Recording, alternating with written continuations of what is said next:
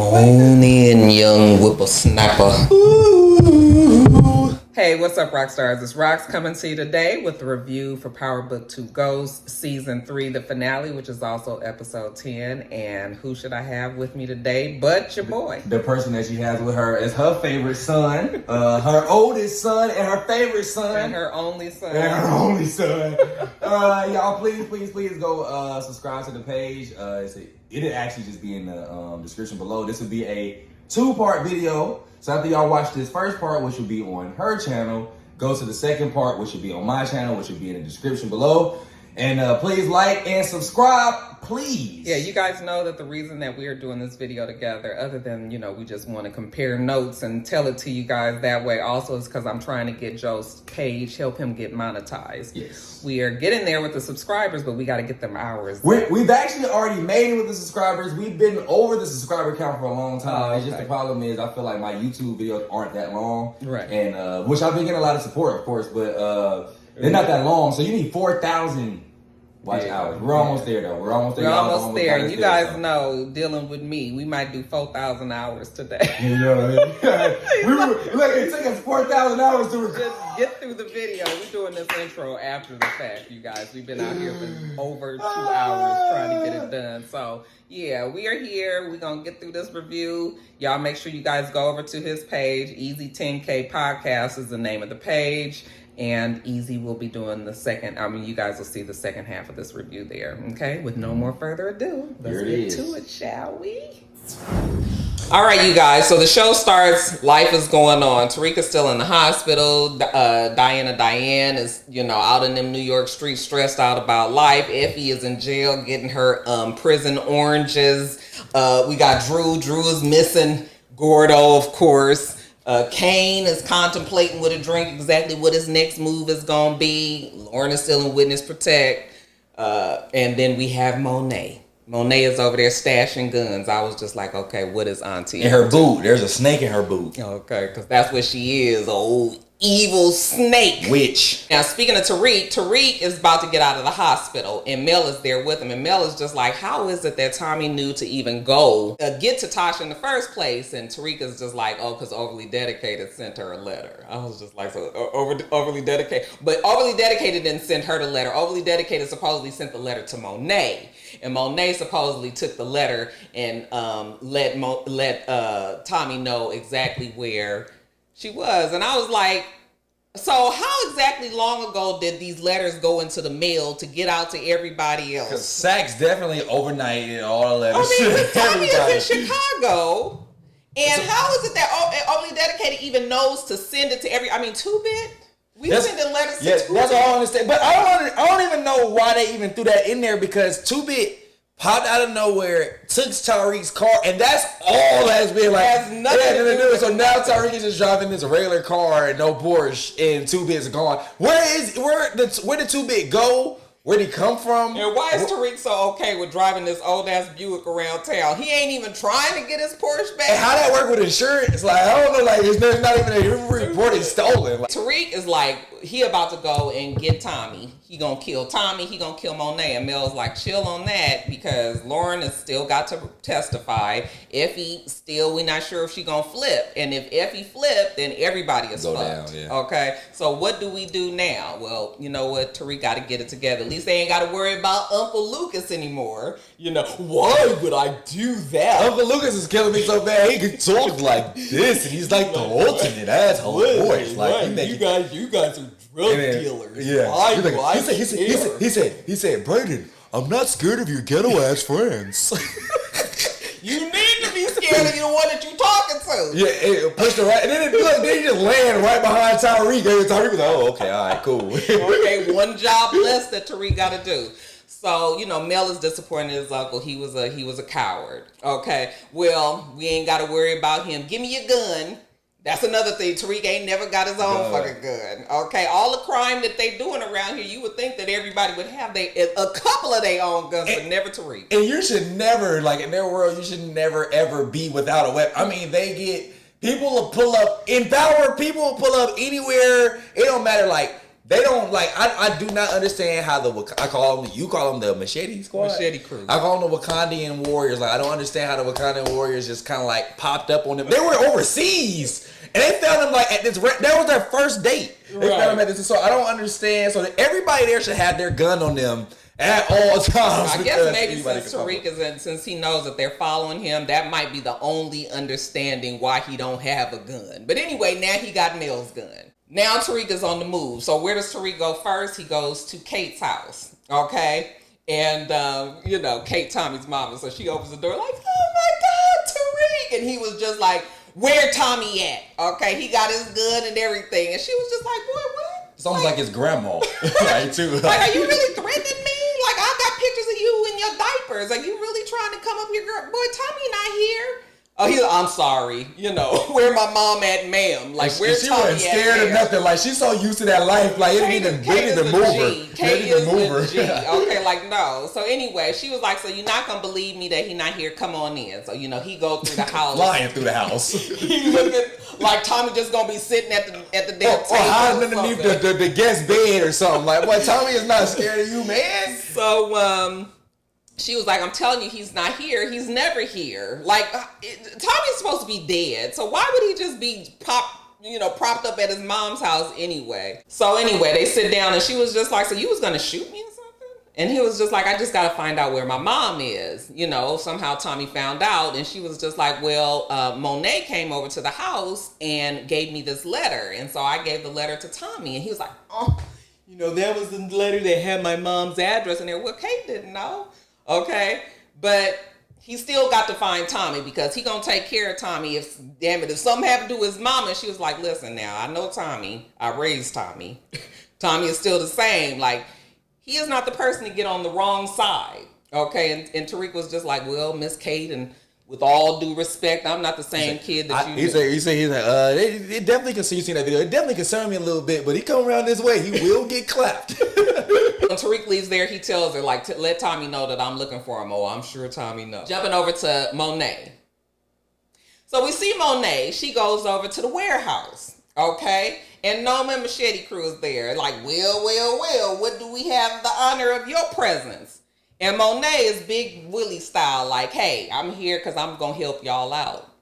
And they was like, you gonna help us out? And how was that? She was just like, well, listen, y'all shit is all in shambles, okay? Effie then got arrested. The feds is breathing down your neck. It's just trouble all over the place. But if you work with me, I'm gonna make sure your shit get to moving. I mean, look at all this product you still got all over the place. Like, you're not doing it. Well, Noma don't understand why the product ain't moving. Noma don't know nothing about none of this that's going on, And Auntie was just like, hey, I done cleared it up for you to work just with me. I'm your girl, okay? I done cleared out the Russians. I done got rid of the Castillos. Everybody is open and free to do the work for you. You just make me the person that's in charge, and then I'll do that. So Noma, I guess, is looking at her like, and the crazy thing about it is that why is it Noma ain't never had any contact with Monet? Yeah, not a piece. But all of a sudden, she's here talking to Noma, and Noma actually, she was acting like she was so cutthroat before, but you actually giving Monet this time to sit there and listen to her talk? And then end up promoting her to manager. Right. I was like, golly. Exactly. So Noma was just like, okay, well, if I decide to work with you, maybe that, but you first got to tell me what's going on with Mecca. Okay, did you love him? And of course, Monet says no. Okay, but you was about to run off with him? Well, I guess Monet had a different plan.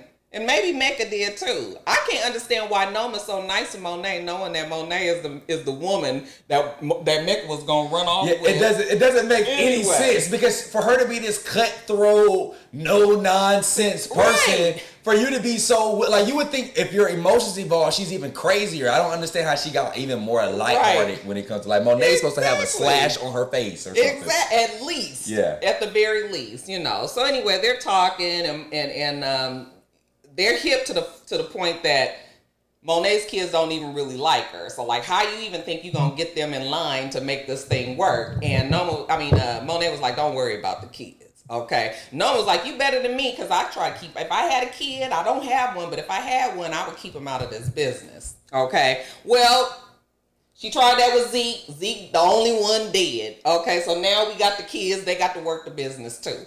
But anyway, I'm your girl. So do you want to work with me? And I guess Noma's gonna do that. In the meantime, though, she got to teach Machete Crew a lesson because, damn it, you can't go against Noma. She didn't know none of this shit was going on. You know, he was like, I didn't think that you needed to be bothered with that. Okay? No, Noma wants to be bothered with everything. So just because you don't want to tell her everything, she gonna go and slice your face. And it was a perfectly sliced. Like had she gone a little too hard, she would have really damaged him. Like she just it was like a perfectly executed swipe. Like, and it was just whoop, like a good warning. Okay, just enough. Like, I ain't gonna kill you, but this is close enough to let you know that if I wanted to do it, I could. And I'm sure Machete Crew knew that too. Monet goes back home because now she has to let her crew know that she's back in charge. So, you know, she's all just like, okay, I'm back running things. I'm number 2 under Noma, King Noma. So Drew, Kane, y'all back out on the street. Tell Diana to call me. It's always telling Diana to call me. She tells Mel and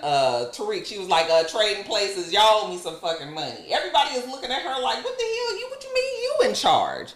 Oh yeah, King Noma put her in charge. And the only thing that's keeping everybody alive is the fact that, you know, they owe Noma some money. Okay? And Noma intends to get to this money. So Monet is in charge. Hey, Tariq, let me talk to you outside for a second. Okay, so she go outside. She pull a gun on Tariq.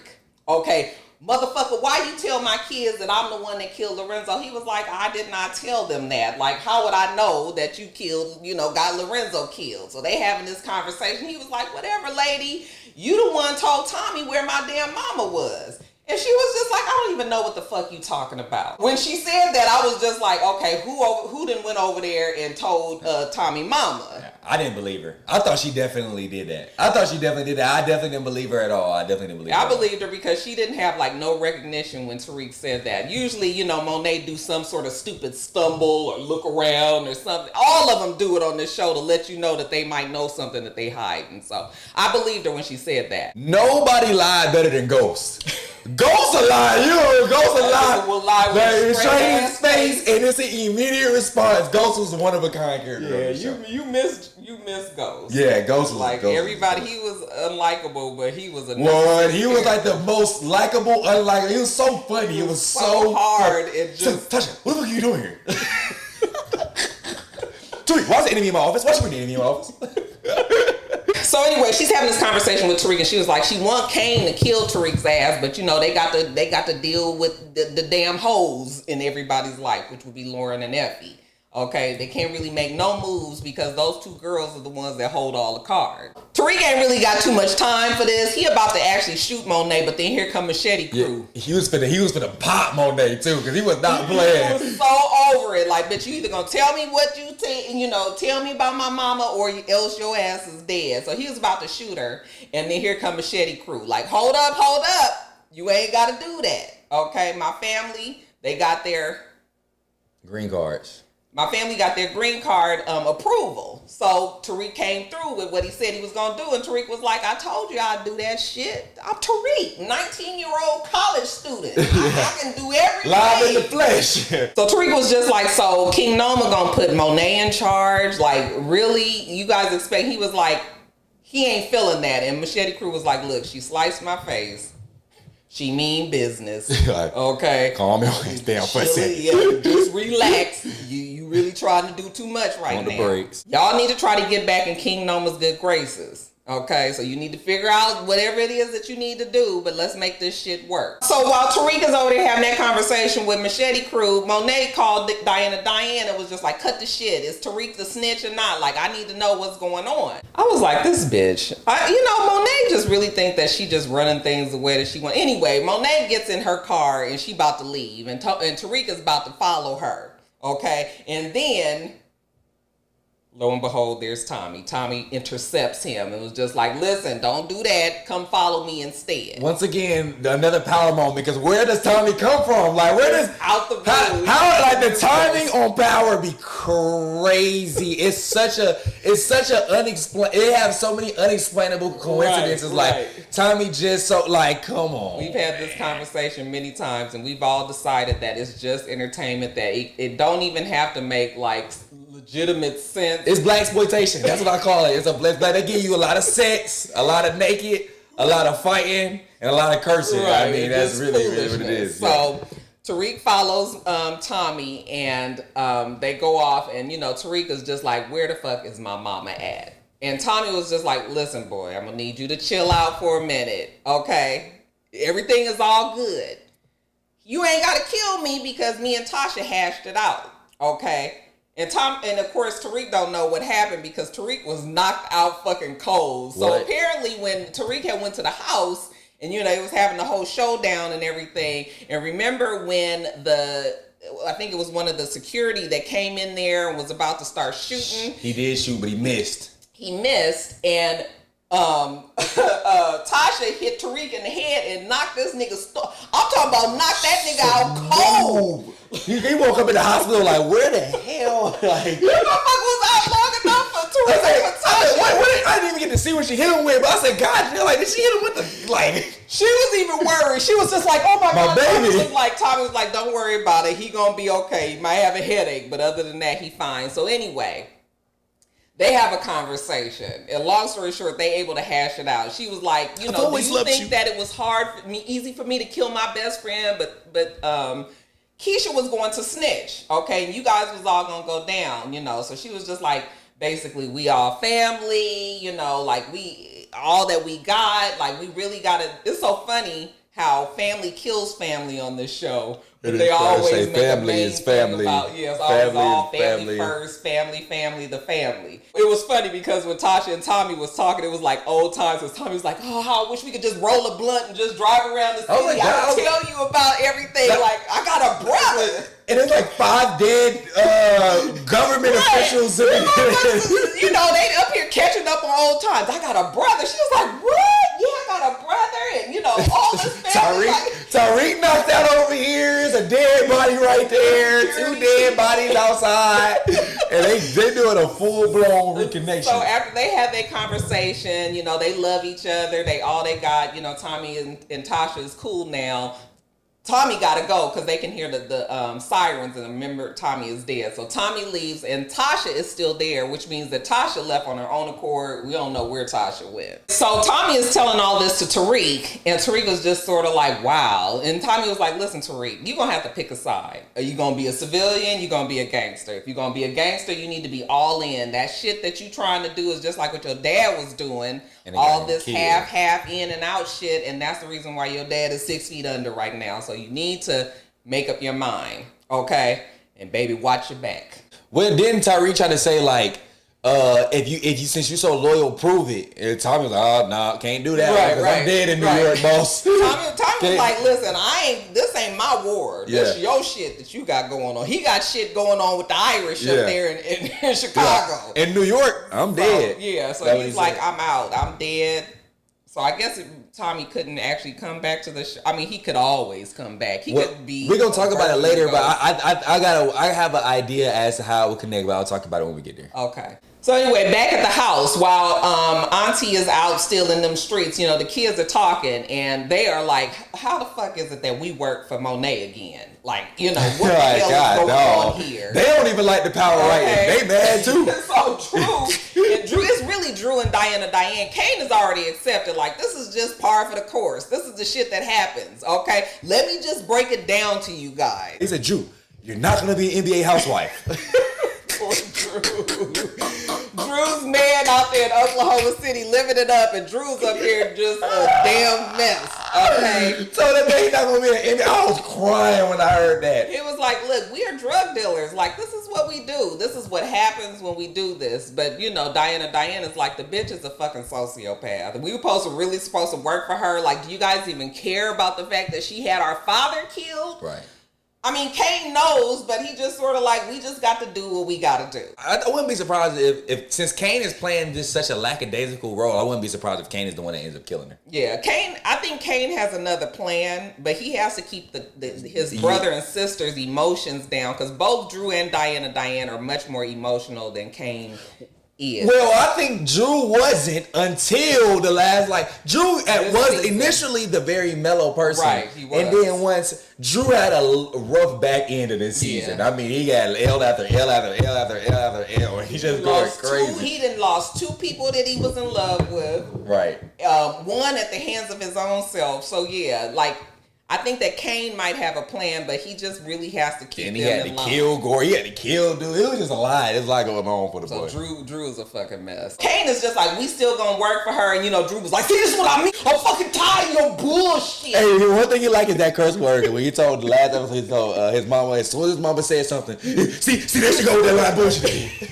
He be mad. He not playing. And he gonna respond to you immediately. As soon as you start lying, he say something. But hey, Kane is a drug dealer. He worked for Monet. So what do? They go to Weston Holdings. Okay. Well, they go to the house. The house. Yeah, and they just walk in there. The whole family in the living room, and all of a sudden, Kane and niggas come I ain't getting in here. Like, you guys don't have no security. Okay, and then especially with what's going on with Weston Holdings, you would think that the media will be out there and everything. Monet and Kane, who's also being watched by the feds, remember, would just walk into the Weston household. But anyway, the Westons, they in there, and they just can't believe they damn what the fuck is going on right now. Okay, Uncle Lucas is dead. It's a media circus, and they want to leave. Okay, but you know, Robert, he was like, that's my brother. I can't just leave. Funerals coming up, like, you know, but they all just like, fuck him. Okay? Yeah, they not really giving him any like leeway for it being his brother. They don't care about Lucas. They just like, he done messed up everything. So anyway, which he did, and he was a lot harder on Lucas, but he let Lucas get away with a lot of stuff, but he kills Braden for everything. I think that bothers Braden. Every single thing. So anyway, and to what you were saying about Mel, he was just like, why are you, the dad was just like, why are you still fucking with these people? Like, them people are not your people. And Mel was just like, are you really coming down on me like hard, knowing that your damn brother is the reason why the fucking whole Weston Holdings that's been going on for generations and generations, that this shit is done? He's like, so I'm the problem? He's like, when you telling me your brother, you didn't think none of the biggest crook in the world right there? Nothing about this. Like, the drug situation is something minimal compared to the billions of dollars that they probably have lost. The family is having an issue. Here come Monet and Kane, niggas coming in. Okay, scoping the damn place out. Monet want her fucking money. Okay, girl, well, get in line, because everybody want their damn money. We ain't got it. Kane went and him the dad on this whole crib. The dad was sitting up in their house, and these niggas come up in there. I was just like, how embarrassing that you guys... From 2 different worlds, too. Like, I know they were scared. That damn Kane went and came back. He said, look, Mom, this one got your name on it. I said, are you guys really about to take these people's, like, authentic Monet painting and steal it? You know? He took the watch. His dude said, so he said, cool, I'll be sure to tell the people at the pawn shop. He was like, I'll take the watch, too. Kane do be saying some funny stuff. But that's just for now. Okay, Monet still want the rest of her money. I don't know how she thinks she about to get that. Okay, that money's gone. That money's gone because Tariq's money is gone. Everybody's money's gone. After they finish, you know, Monet is asking Kane, like, have you talked to Diana? And he was like, yeah, I did. I talked to her and Drew, but you know what? I think they out. And she was like, no, they can't be out.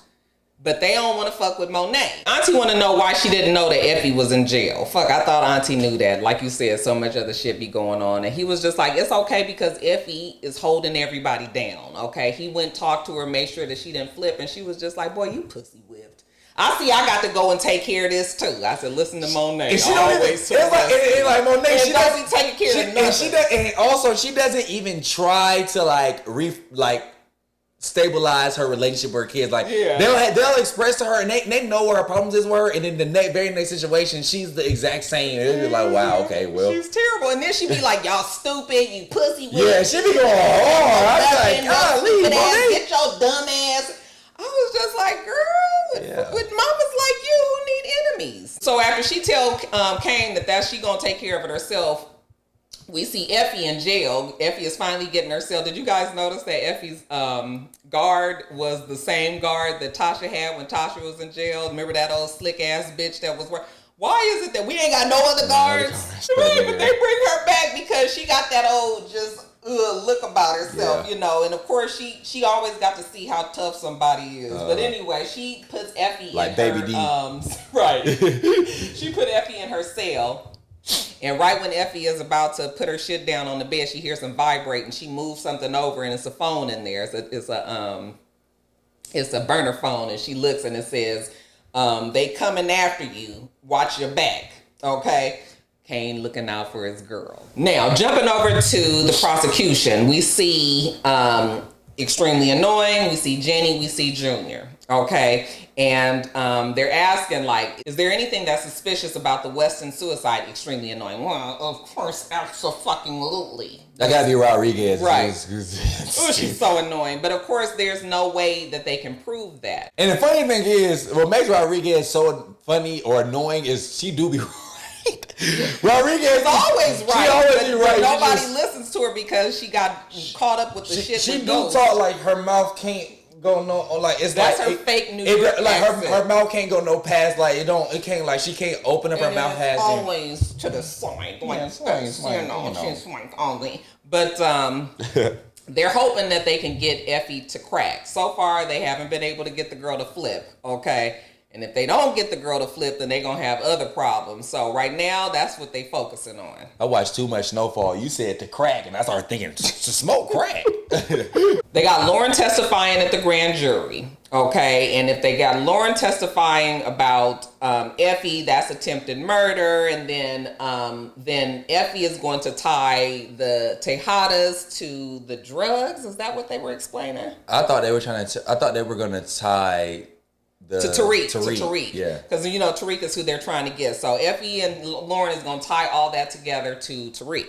So their angle is they're hoping that because Diane and Lauren and even Effie, because they're all promising students, they got bright futures, that, everybody is going to take that shit into consideration when they start looking at 10, 15, 20 fucking years in jail. Of course, Jenny has it out for Tariq, because now Tariq is like, now that Jenny is like, her man dead, but see, the thing with Jenny is whenever she gets super emotional and too involved, you already know that she's about to fuck up. Like, it's about to blow up in her face. So they go and talk to Lauren and they, trying to prep her, and they tell her to put everything on Effie. Put everything on Effie, then this is all going to be over. You're going to be able to get your life back. You're going to be done. Like, you won't have to bother with us no more. And, Lauren is just like, okay, but I want to see my family. And she was just like, as soon as this is over, like, it's almost over. Like, don't mess this up. We in the home stretch. Now let's jump over to Councilman Tate, or Congressman Tate. So Congressman Tate, ever since all these good things has been happening, the drug bust and all that, he's doing very well in the polls. We find out that the person that was running against him dropped out, right? They conceded the race. I think so, yeah. They conceded the race. So, everybody is all excited, okay? And he's so wrapped up in the moment, and so is his girl Harper, that he actually proposed to her right then and there, while they all celebrating. And then, of course, she says yes. I don't know what they're going to do with Tate's character. Do you think that he going to last? I don't know, but Tate's the one person I really hope don't go nowhere, because Tate made me laugh every single time. That's so funny. I really like Tate, but the whole thing is I still don't understand why he is... Well, they say he where he fits in. They say he running they say Tate campaign, the longest campaign I've ever seen. Since Ghost before Ghost died. Like, how? They said Tate campaign for so long. He been campaigning for 4 fucking years. No, I don't know whether or not he dropped out or something happened basically where he was winning so much that they pretty much said that he won, and it basically was a straight shot into the Congress. Yeah, I think it was conceded. I think he said that the person conceded. So I think that basically means what, they realized that they lost, right? Yeah, right after the proposal, I don't know if you remember, but he talks to Davis. Davis is there. He talks to Davis, and Davis basically says, I think they both have dirt on each other or something like that. Mm-hmm. And the lady he proposed to, Harper, she heard it. Yeah. She heard it and was like, wow, because he thought that Tate was going to be done with all the slick, which I don't know why she thought that. Because I'm be honest with you, am I missing something? Where did she come from? Was she a part of the initial power or something? No, she's never been around. Apparently, her and Tate dated in college. Oh, so they did that. So they went to Howard. Yeah, they went to Howard together, and that's how they was able to bring her in. Because but the funny thing is, Tate was up there negotiating with Davis, and she was standing right there. That's what I'm saying.